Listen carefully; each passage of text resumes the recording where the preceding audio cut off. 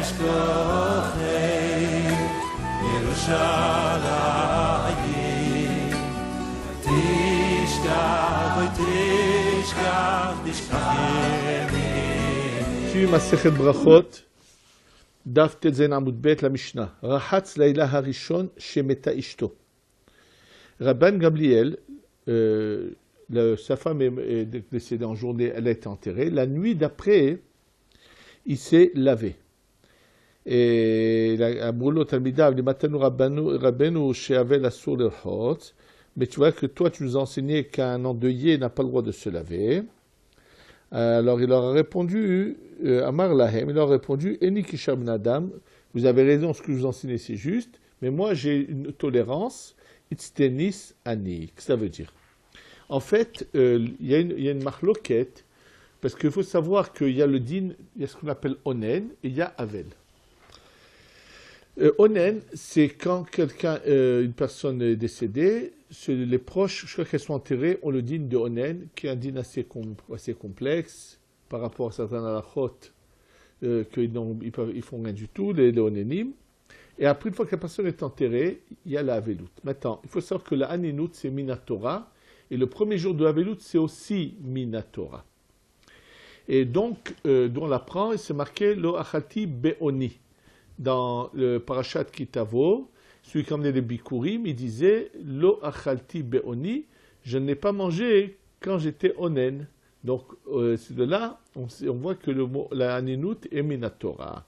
Maintenant, il mahloket, est-ce que la nuit qui suit ce jour-là où ils étaient onen et avel, la nuit d'après, suit le jour et c'est minatora, et dans ce cas, il n'aurait pas eu le droit, Rabban Gamliel, de se laver, même s'il a qu'on appelle ça, une nature très délicate.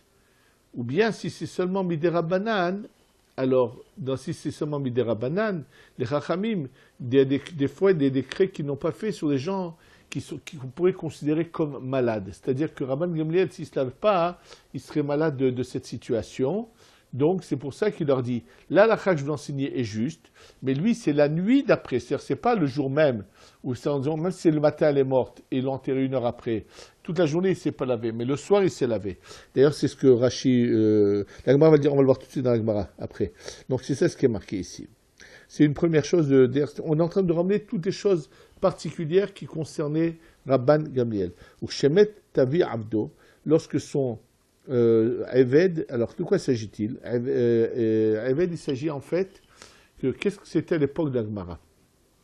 À l'époque de la Gemara, pas de la Gemara, oui, même avant, quand quelqu'un achetait un Eved, c'est-à-dire que si on achetait un esclave, mais un juif ne pouvait pas acheter un esclave, il pouvait l'acheter, mais il y avait une condition à poser. Voir est-ce que l'esclave est prêt à respecter toutes les lois qui concerne une femme. C'est-à-dire que le Eved a plus ou moins presque toutes les mitzvot qu'a une femme également.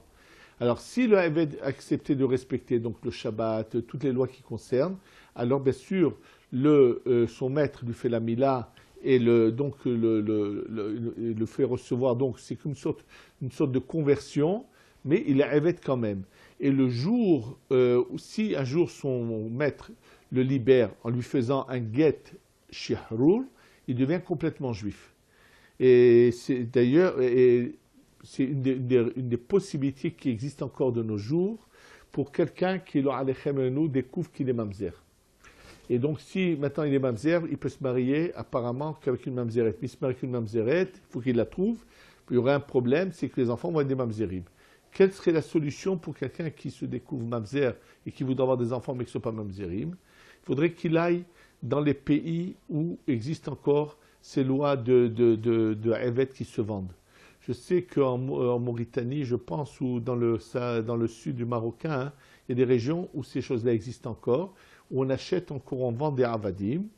Et donc, une fois dans ces pays-là, il faudrait qu'il achète une shifra et qu'elle accepte la Torah. Donc, ensuite, il pourrait se marier avec elle, avoir des enfants. Une fois qu'il peut avoir des enfants, il leur donne le get shihrur et ils deviennent des enfants chérim et ce serait le seul moyen pour arriver à cela. Juste au passage pour le savoir, il y avait un grand riche qui s'appelait Sasson, qui a vécu en Angleterre, qui est d'origine des Indes, et qui est très connu puisque lui, il avait des manuscrits qui ont appartenu à... des manuscrits du Rambam que lui a détenés. Donc une partie se trouve dans le musée à Londres, mais lui, il en avait une partie. En tous les cas, ce Sasson, c'est la famille Sasson qui avait payé un voyage au Ben Ishraï pour venir en Eretz Israël à l'époque. Mais moi, j'ai connu ce monsieur Sasson, et qui était déjà assez vieux. Et quand il arrivait des Indes pour s'installer à Londres, il était venu avec une grande partie de serviteurs qu'ils avaient achetés, qui leur appartenaient. Et comme la loi anglaise en Angleterre interdisait, il a dû leur écrire un get shehrur. Ils sont devenus juifs à part entière. Donc ici, un Eved, il s'agit de quelqu'un qui a pris l'engagement de faire les mitzvot et qui a été acheté. Et donc il s'agit de cela.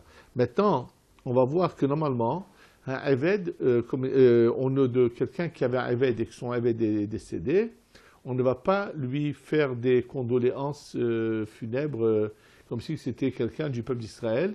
Et comme on va le voir dans la Gemara, quelle manière il faut parler à quelqu'un qui a perdu son Eved. Alors, Ukshemet Tavi Avdo. Maintenant, lui, Rabban Gamliel avait un Eved qui s'appelait Tavi, oui, qui bel alaf tanachumim. Et les gens sont venus, donc c'est comme s'il était un endeuillé, les gens sont venus, l'ont considéré comme s'il avait perdu un proche, et donc sont venus lui présenter des condoléances, comme s'il avait perdu un proche de sa famille. À Moulot Talmidab, ils ont dit à ses élèves, Limatanu Rabenu, Shemekem Tourim, ala Avadim. Mais tu nous as tu n'as pas enseigné qu'on ne reçoit pas de condoléances sur les Avadim. Amar lahem, em tavi avdi kishar kol avadim kasher haya. Il leur dit, vous avez raison, mais moi, ta vie, mon Eved n'était pas comme tous les autres, c'était quelqu'un de spécial, et le Harizal explique qu'il était, qu'il n'est jamais en lui et tout, donc c'est pas sans raison, c'est vraiment quelqu'un de très très spécial. Donc c'est pour ça qu'il a accepté pour avoir des avadim. La Mishnah continue et dit, Hatan imrotzeli krokrat shema laila rishon kore. Maintenant, il y a une opinion qui dit que si un khatan, il dit moi, je n'ai pas de souci, il veut lire le Kriyat Shema, alors il peut le lire. Rabban Shimon Gamliel Omer, lo kol harotzeh Hashem itol. Moi, je lui dis non, il n'en est pas question, il faut l'empêcher. Je comprends pas, si on connaît cette passage de la Mishnah, ça devrait nous surprendre. Quelqu'un, il dit moi, je n'ai pas de problème, il n'a pas de crainte, il veut faire le schéma. Et là, je crois que dans le Shimon Gamliel, il a vu notre génération et c'est pour ça qu'il a dit ce qu'il a dit. Et il dit, qu'est-ce qui se passe? C'est que malheureusement, c'est que dès qu'il y a des gens, c'est que quand ils feront des choses de ce genre, alors tout de suite, le monde va les considérer comme des babas, ils vont commencer à venir leur embrasser la main, leur demander des brachot et ainsi de suite. Et malheureusement, c'est-à-dire qu'on peut trop facilement comme ça tromper les gens. Et malheureusement, c'est vraiment notre génération. Et c'est pour ça qu'ils ne voulaient pas que quelqu'un qui n'est pas au niveau fasse des choses de ce genre. C'est vraiment... Hier encore, on m'a appelé pour me dire quelqu'un qui avait un problème. Il est parti chez un bonhomme dont les gens qui le connaissent font de lui un faiseur de miracles, entre guillemets. Il a officiellement une yeshiva. Et d'ailleurs, tout récemment, il y a eu un grand scandale tout autour de lui. Et la personne qui devait aller chez lui, elle est venue, il lui a dit ce qu'il lui a dit, mais ils lui ont dit, pour qu'il t'aide, il faut que tu emmènes 10 000 shekels, ce qui est environ l'équivalent de 2 000 euros. Et pas moins que ça, on ne peut pas avoir ces brachot. Et le père, il a compris que son fils est en train de se faire vraiment avoir, parce que malheureusement, et c'est pour ça que les chachamim, donc ils m'ont appelé, j'ai dit faites attention, c'est du n'importe quoi. C'est tout simplement, il y a le fils de ce bonhomme qui est dans l'affaire, c'est une sorte de mafia. Apparemment, il y a sa femme et ses enfants qui est aussi dans le coup. Et malheureusement, il y a beaucoup de gens comme ça qui se laissent avoir. Et c'est pour ça que les chachamim ont été capables de dire à quelqu'un qui n'est pas connu, comme Rabban Gamliel, c'est-à-dire que ce n'est pas quelqu'un déjà qui a prouvé sa grandeur d'une manière normale et pas du tout, qu'on appelle ça, fantaisiste ou de manière un peu bizarre. Alors personne ne peut se donner le titre. Et on a vraiment, c'est quelque chose qu'il faudrait publier, puisque là on voit clairement qu'on n'a même pas laissé quelqu'un faire le schéma, de crainte que ça lui fasse un renom de quelqu'un de grand. Vélo kolarotse L'itol est Hachem Yitol. Pas tout celui qui veut prendre un nom, on le laisse le prendre ce nom. C'est une mise en garde très très précise. Donc ça c'est la Mishnah. Gemara continue. Maïtama de Rabban Gamliel. Pourquoi Rabban Gamliel donc s'est lavé la nuit après que sa femme est décédée et qu'il l'a enterrée? Kassavar aninut laila de Rabbanan. Il pense que la ninout qui vient ensuite, c'est après le jour de la mort et qu'elle a été enterrée, la nuit d'après, lui il pense que c'est Midera Banan et non pas Midoraita. Il y a une discussion là-dessus, c'est son opinion à lui. Donc si c'est Midera Banan, et Chachamim n'ont pas fait ce décret pour quelqu'un qui a un problème de santé, qui a besoin, qui est hysténici, dans le cas il peut pas, il est habitué à une certaine manière de vivre. C'est-à-dire que lui, ça le rend malade de ne pas pouvoir se laver. Dans ce cas, les Khamim n'ont pas fait leur décret. C'est ça ce qu'on nous dit. Et donc, c'est le Rabban Rabbanan, Dirtiv. Donc, il ramène ici un passou d'Amos, Ve'aharita Kiyom Mar. Et c'est pourquoi il pense que c'est mis des Rabbanan, parce qu'à Harita, donc c'est après, comme le jour c'est Kiyom Mar seulement, c'est-à-dire. C'est le jour seulement et pas la nuit. Keyomar, c'est-à-dire après la mort, c'est comme le jour et quelque chose de dur, et pas la nuit qui suit. Et il pense que la nuit, c'est les Khamim qui l'ont rajouté aussi. Mais le jour, il est d'accord que c'est que non. Comme hysténis, quelqu'un qui a donc ce problème de hysténis, c'est-à-dire qui est vraiment de sensible, lo gazou ben Rabbanan, les Khamim n'ont pas pris de décret. Continue l'Agmara et dit Ukshemet tavi avdo. Alors, donc, lorsque son serviteur Tavi est décédé, Tanu Rabbanan, on a assigné dans la Mishnah, Avadim Shvachot enom dvelem beshura, veinu alem berkat avelim et tenchome avelim. Alors, il y a une Mishnah qui dit que, donc, dans le Rabbanan, Avadim Shvachot en omdim alehem beshura. C'est quelqu'un qui a perdu son aved ou sa chifra, son serviteur ou sa servante. Alors, à leur époque, les gens, après qu'ils revenaient du cimetière, se mettaient par rangée de 10 pour accueillir l'endeuillé et lui dire des paroles. C'était un protocole que nous n'avons plus aujourd'hui, mais qui existait. Et la Gemara a dit, attention, celui qui a perdu son aved de sa chifra et qui les a enterrés, on ne doit pas lui faire ce protocole d'être par rangée de 10 pour l'accueillir et lui dire Birkat Avelim. Et donc, on n'a pas besoin de lui faire la Seouda qu'on fait, parce que quelqu'un qui revient du cimetière, les gens doivent lui offrir un fameux repas qui est du pain et un œuf dur pour qu'il fasse Santa Berkat Amazon, qu'on a la Souda Tavra'a, et ça on ne le fait pas à celui qui a perdu son aved et sa chifra, mais Tanchum Avelim, on ne dit pas les mêmes paroles que nous disons à quelqu'un qui est endeuillé de sa famille. Ma'as ou Meta Shifrato chez Rabbi Eliezer, et il y a eu justement, qu'est-ce qui s'est passé, une histoire suivante, que la chifra, la servante de Rabbi Eliezer est décédée, Nichnatsu Talmidab le Nahamo. Ses élèves sont entrés pour le consoler. Il a vu qu'il se trompait, qu'il n'y a pas qu'on ne rentre pas consoler pour la perte d'une chifra, qui va chez Raotam, quand il a vu ça, qu'est-ce qu'il a fait? Allah la Aliyah. Alors il est monté à l'étage au-dessus pour leur faire comprendre, ne venez pas ils sont quand même montés derrière lui. Nichnas le'an pilon, nichnas harav, il est entré dans une sorte de petite pièce, ils sont entrés derrière lui. Nichnas est tranquille, il est rentré plus à l'intérieur. Nichnas harav, ils sont entrés comme derrière lui. Qu'il a vu qu'il ne comprenait pas qu'il partait, ce n'était pas sa raison. Même qu'il vous a dit, shatem nichvim beposhrim, achav yatem nichvim afilou behamid. Il dit au début, je vous ai fait comprendre, mais il dit, je vois que vous ne vous brûlez pas de l'eau qui est un peu chaude, même de l'eau qui est très chaude, vous ne brûlez pas. C'est-à-dire que moi, il veut leur dire, moi j'ai cherché à vous faire comprendre, et plus je m'enfonce dans un coin, plus vous venez quand même. Si vous ne comprenez pas ce que je vous dis, ce que je vous fais comprendre.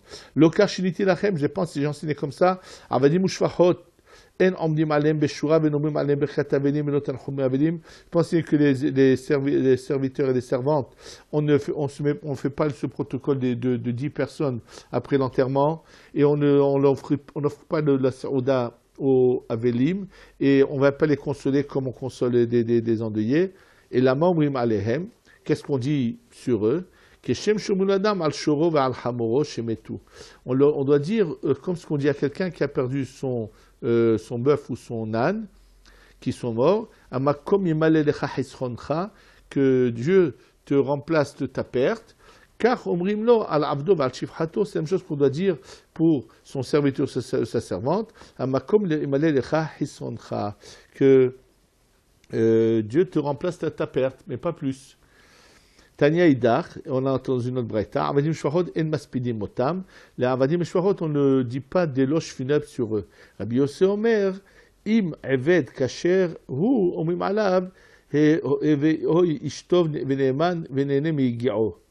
Si c'est un eved kasher, on dit, ou c'était ishtov, un homme bien, veneman, et droit, c'est de venene migi'o, qui se nourrissait de son labeur. Si tu dis ça sur un Aved, alors les gens kshirim, qu'est-ce que tu leur as laissé? Alors, en fait, il faut savoir qu'on est dans une époque où on ne donnait pas des titres à tort et à travers aux gens, comme c'est le cas aujourd'hui, mais qu'on ne se permettait jamais de dire sur quelqu'un Neeman, Kasher ou des choses de ce genre, sans si on n'était pas sûr, qu'on n'avait pas vécu avec eux, qu'on n'avait pas la certitude totale que c'est des gens comme ça.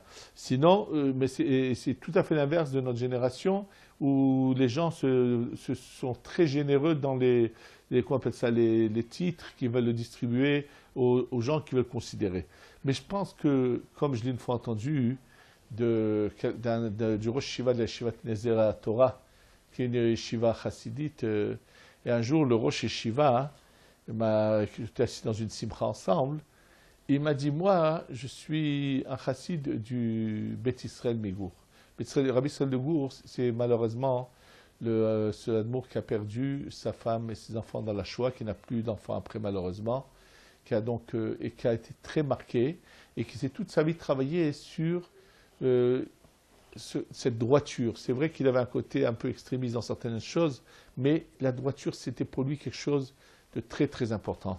Et il m'a dit qu'une fois, une délégation de rabbanim d'une autre chassidoute que je ne vais pas citer est rentrée le voir et ils lui ont dit on vient du plus grand rabbi du monde voir le rabbi de Gour, le rabbi de Gour.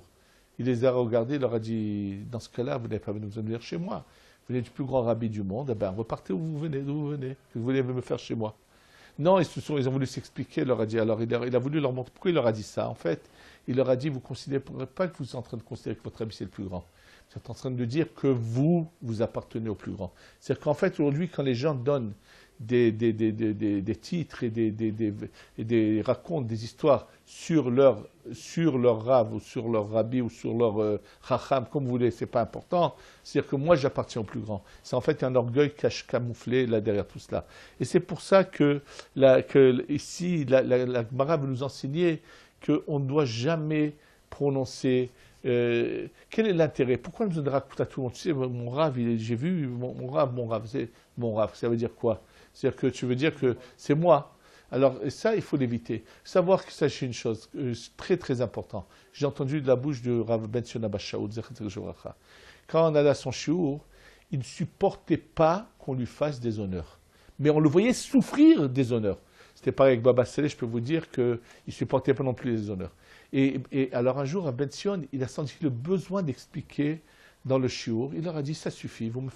Parce que les gens voulaient tous lui acheter le petit chataecha.